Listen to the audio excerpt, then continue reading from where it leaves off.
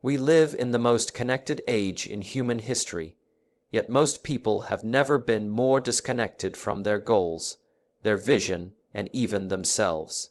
Never before has the world offered so much information, so many opportunities, so many choices, and yet, never before have distractions been so powerful, so constant, so addictive. Think about it. Your phone alone holds more power to steal your time than anything your grandparents ever faced. Notifications, messages, entertainment, endless scrolling. All of it designed to grab your attention and keep it. The question is not whether distractions exist. They always will. The real question is, how do you stay focused when everything around you is designed to pull you away from what matters most? Clarity is the foundation of focus, and without clarity, the human mind becomes like a ship at sea with no compass, drifting wherever the wind and waves decide to take it. Most people do not fail because they are incapable or because they lack opportunities. They fail because they do not know what they truly want. They are busy but not productive, active but not advancing, involved in many things but achieving very little. The first step in a world full of distractions is not to chase more, but to decide what matters most. Clarity is the ability to look at your life and say, here is what I want, here is what I value, here is what deserves my time and energy. Without this foundation, every distraction seems urgent, every invitation seems important, and every shiny object captures attention, pulling you in 100 directions at once. But when you have clarity, the unnecessary begins to fall away, and suddenly, choices become easier because you know what to say yes to and what to say no to. Clarity begins with vision. A man or woman without vision is easily persuaded, easily influenced, easily distracted, because they have no anchor. But the one who has taken time to write down what they want to achieve, what they want to become, what they want their life to stand for, this person carries a map inside them. When distractions come, they measure them against the map. Does this lead me closer to my vision, or does it take me further away? With vision, focus becomes natural. Without vision, focus becomes impossible. Imagine trying to run a race with no finish line.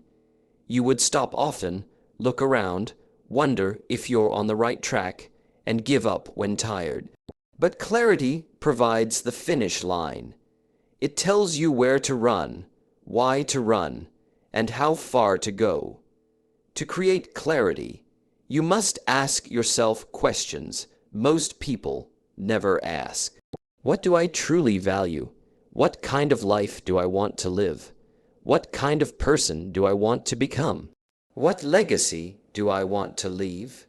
These questions are not easy, but the answers build the roadmap for your decisions. When you are clear on your values, it becomes obvious what is worth your time. If family is your highest value, then mindless scrolling on a phone becomes less attractive because you realize it steals time from those you love. If health is your value, then fast food and laziness lose their charm because they move you away from your vision. If growth is your value, then television marathons lose their grip because you know they do not serve your goals. Clarity makes distractions appear for what they are, detours that keep you from your destination. Another piece of clarity is goal setting. Without goals, distractions will dominate your day. People without goals wake up and let the day tell them what to do. People with goals wake up and tell the day what they will do. The difference is enormous. Clear goals break down the overwhelming into the manageable. They turn dreams into steps, and steps into action. But it is not enough to just set goals, you must define them specifically. I want to be healthier is vague, but I will exercise 30 minutes every day before work is clear. I want to earn more money is uncertain, but I will save 20% of my income and invest monthly is specific. The sharper your goals, the harder it is for distractions to cut you off track. Clarity also requires honesty with yourself. Too many people chase goals that are not their own. They want the car because someone else has it, the job because society praises it, the lifestyle because social media shows it. But clarity means stripping away all that noise and saying, what do I actually want? Not what looks good, not what others expect, but what is true for me. When you reach this point of honesty, focus becomes easier because you no longer waste energy chasing illusions.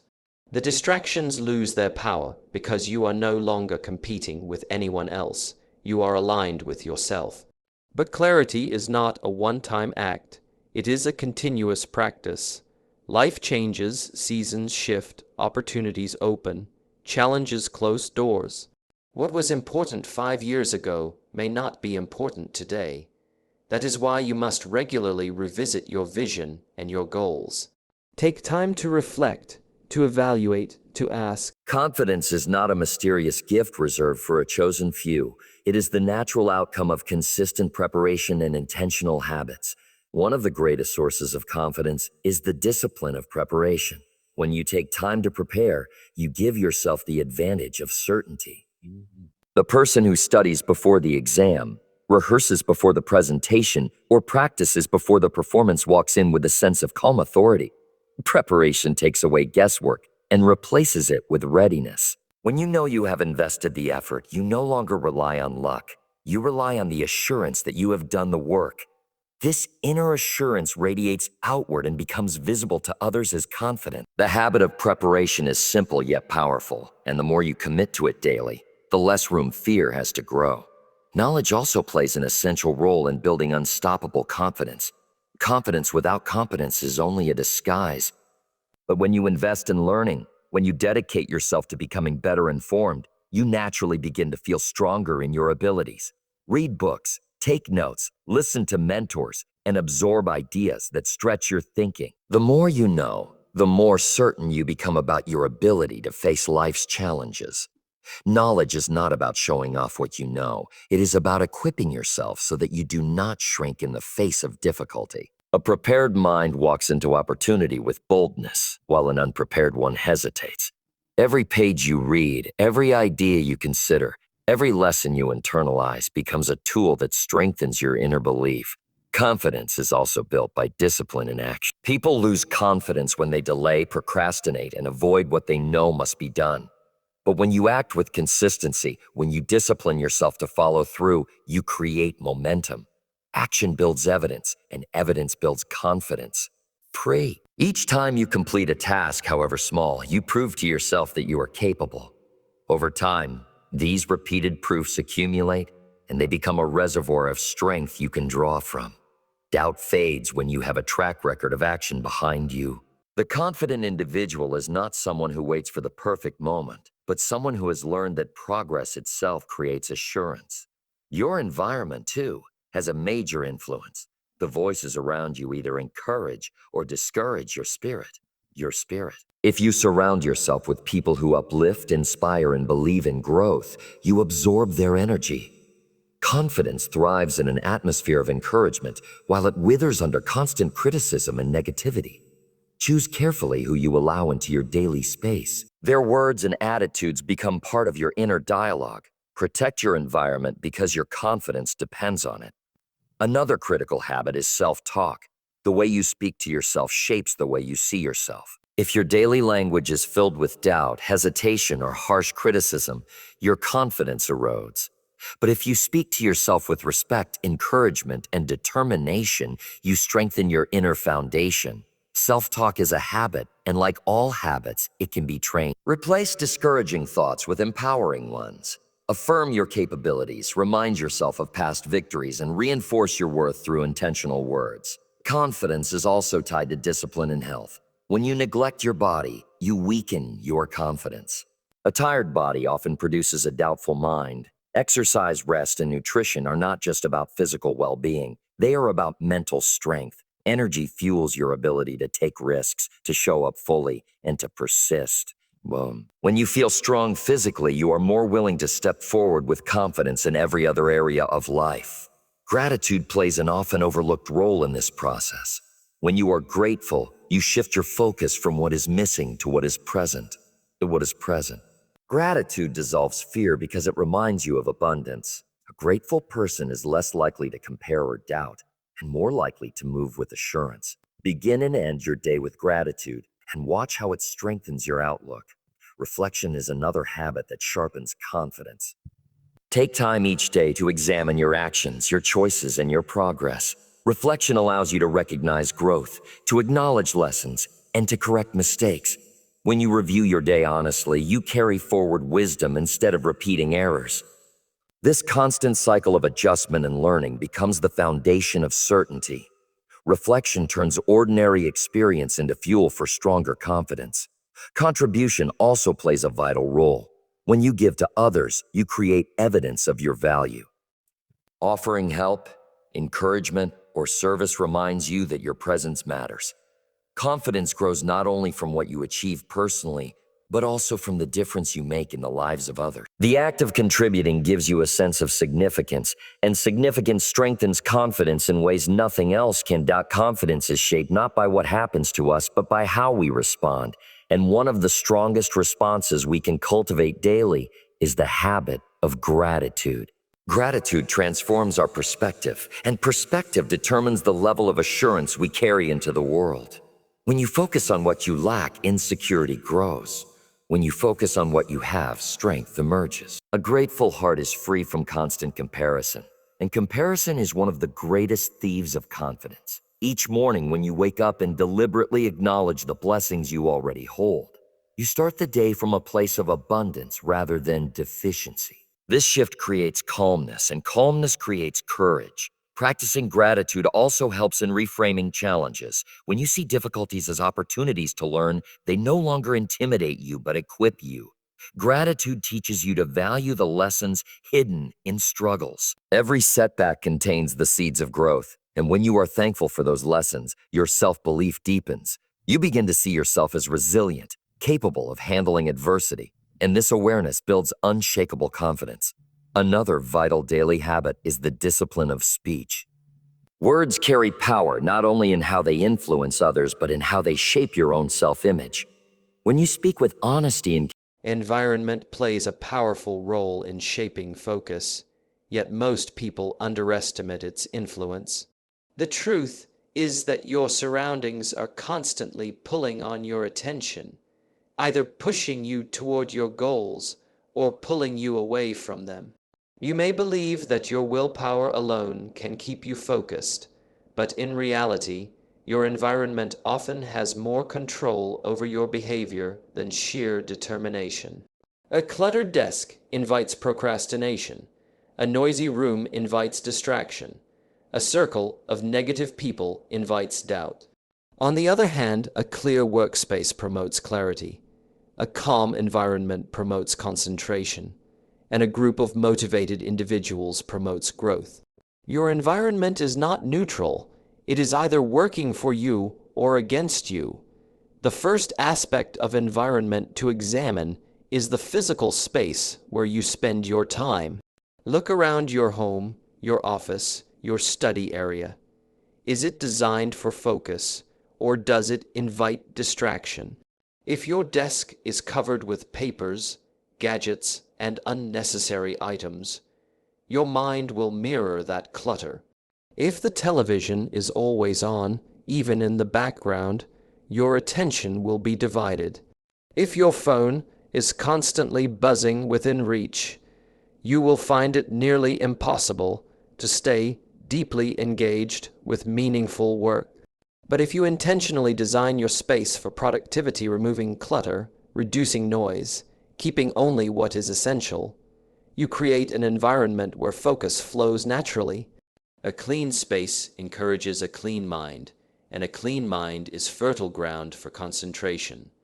Lighting, temperature, and comfort are also subtle but powerful parts of your environment.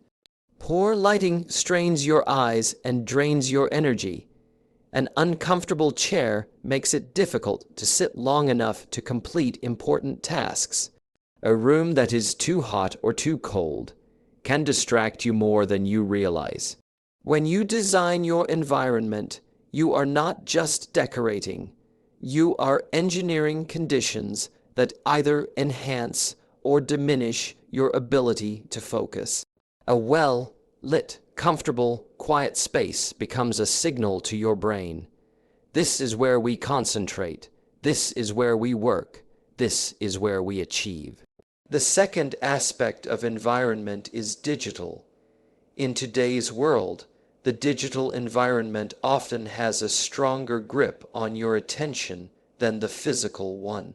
Your phone, computer, and online platforms are filled with endless streams of information designed to steal your focus.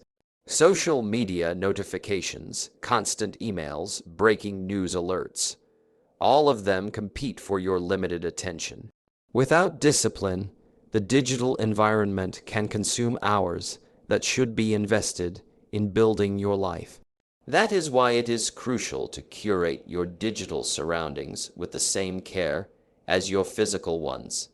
Turn off non-essential notifications, organize your digital workspace, unsubscribe from content that does not serve your goals, and use tools that limit distractions.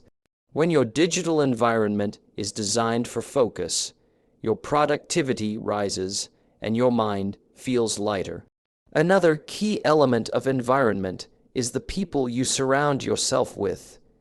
Human beings are social creatures, and we naturally absorb the attitudes, habits, and energy of those around us. If you spend time with people who are negative, lazy, or distracted, it becomes harder to stay focused yourself. But if you surround yourself with people who are ambitious, disciplined, and driven, their energy will lift you higher. This is why mentors, peers, and communities matter so much. They create an environment of accountability, inspiration, and motivation. One conversation with the right person can fuel weeks of focus, while constant interaction with the wrong people can drain your energy daily. You do not rise above your environment, you grow within it. Environment also includes the culture you create for yourself. This culture is built by your daily rituals, your routines, and the standards you set. For example, if you create a culture of rushing, multitasking, and constant noise, you train your mind to expect chaos. But if you create a culture of calm, order, and intentional work, your mind learns to thrive in that atmosphere. Your environment should reflect the values you want to live by. If health is important, your kitchen should reflect that. If learning is important, your bookshelf and schedule should reflect that. If focus is important, your daily environment should eliminate distractions and highlight priorities. Nature is another environment that influences focus. Studies show that spending time outdoors in natural settings restores mental energy, reduces stress, and enhances clarity. A short walk outside, time in a park, or even adding plants to your workspace can refresh your focus in ways you might not expect. Human beings were not designed to live surrounded only by screens, walls, and artificial light. Reconnecting with nature, even briefly, reminds your mind and body of balance, which improves your ability to return to tasks with renewed concentration. Your environment also includes time, the hours you choose to work, the rhythms you... Sacred husband is not a title given lightly, nor is it one a man can claim for himself. It is bestowed by a people who see not only the deeds of a man, but the spirit that drives those deeds, a title born from sacrifice, devotion, and the rare blending of love with destiny. For Cole Dawson, once an outlaw with a name that brought fear, becoming the sacred husband of Ayesha and her people was the most profound transformation of his life. The journey to that moment was marked not just by battles fought with guns, but by the deeper struggles of acceptance, trust and devotion that ran far beneath the surface. Among the Apache, marriage was not only the union of two people, but the union of spirits with the land and ancestors. A husband was expected to be more than a companion. He was protector, provider, and keeper of the family's honor. For Cole to be accepted into this role meant he had to prove himself worthy in ways that went far beyond courage in battle. He had to learn to live with humility, to set aside pride, and to honor traditions he had once known nothing about. This was no easy path for a man whose life had been built on rebellion and lawlessness. Yet in Ayesha's presence he found the strength to change, not because she demanded it, but because her love and faith in him awakened a desire to become better than he had ever been. Their bond began in small acts. She taught him to see the sacredness of the earth, the way every stone, tree, and river carried meaning. At first he stumbled, failing to grasp the depth of her teachings, but he persisted because he knew this was the language of her soul. When she spoke of the ancestors watching from the stars, he listened with reverence, though his own upbringing had offered him no such guidance. Slowly, he learned that being a husband in her world meant more than standing by her side. It meant walking in step with her people, protecting what they cherished, and honoring their ways as his own. The community tested him relentlessly. Warriors questioned his loyalty, elders doubted his intentions, and mothers shielded their children from the stranger who had once lived as a criminal. Cole never answered their suspicion with words alone. He let his actions speak. He hunted with them, bringing back food not for himself, but for widows and orphans. He labored under the hot sun to build shelters, repaired tools, and tended to the horses with patience. When raiders threatened the camp, he placed himself at the front lines, shielding those who distrusted him, and in doing so, he began to change their hearts. Trust was not granted all at once, but day by day. Gesture by gesture, he carved a place for himself in their lives. With Ayesha, the bond deepened into something sacred. She saw in him not just a man seeking redemption, but a partner willing to give everything for love. Their nights were filled with quiet conversations by the fire, where he confessed the burdens of his past, and she answered not with judgment, but with wisdom. Their days were filled with work side by side, her laughter lightening the heaviness that still haunted him. In her presence, Cole discovered that being a husband was not about dominance or pride, but about devotion, about listening, protecting, and carrying one another's burden. She called him her strength, and he called her his light, and together they wove a partnership that stood unshaken against the challenges of the world. The title of sacred husband came in a moment of great trial. When the soldiers threatened to burn their village and scatter their people, Cole used every skill he had once employed as an outlaw to defend them. He led with courage, not for glory, but for love. He risked his life not only for Ayesha and her children, but for every elder, every warrior, every mother and child in the tribe. When the danger passed and the people gathered in relief, it was Ayesha who stepped forward, her voice carrying across the firelit circle, declaring that this man was no longer an outsider. He had become more than a husband to her alone. He had become a sacred husband to her people, a protector chosen not by blood but by spirit. To be sacred meant that his role was blessed, that his love was tied to something greater than himself. It meant that his presence was not merely tolerated but cherished, that his bond with Ayesha was honored as a symbol of healing between two worlds. The tribe adorned him with beads and feathers, marks not of vanity but of belonging. Children who once avoided him now ran to him with laughter. Warriors who once doubted him now clasped his hand with respect. Elders who once looked upon him with suspicion now spoke of him as though he were an answer to prayers. Through love and loyalty, he had crossed a divide that few thought could be bridged. Sacred husband also meant sacrifice. Cole understood that his life was no longer his own. His days of running for survival had ended, replaced with responsibility for others. If hunger struck, he would go without so that others could eat. If danger came, he would place himself between it and the ones he loved. If despair threatened the hearts of his people, he would carry hope even when his own spirit felt heavy. Sacredness did not mean perfection. It meant commitment beyond self, a devotion that endured even through suffering. Cole embraced this burden willingly, for he knew that it gave his life a meaning that money, fame, or power could never offer. For Ayesha, having a sacred husband was both joy and responsibility. She knew the whispers would never fully fade, that some outside the tribe would forever question their union. Yet she stood beside him unwaveringly, proud of the man he had become and the life they had built together.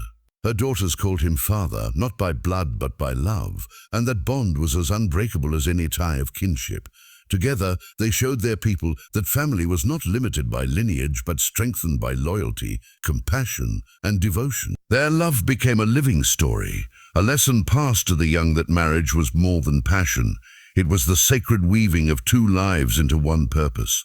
Cole's transformation from outlaw to sacred husband became a legend in itself, a tale that resonated far beyond the boundaries of their camp. Travelers spoke of the white man who had been embraced by the Apache not as a captive or an enemy, but as one of their own.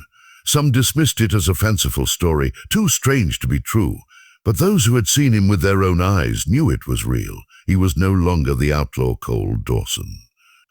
He was Ayesha's sacred husband, protector of her people, and living proof that love and sacrifice could turn even the most broken past into a source of strength.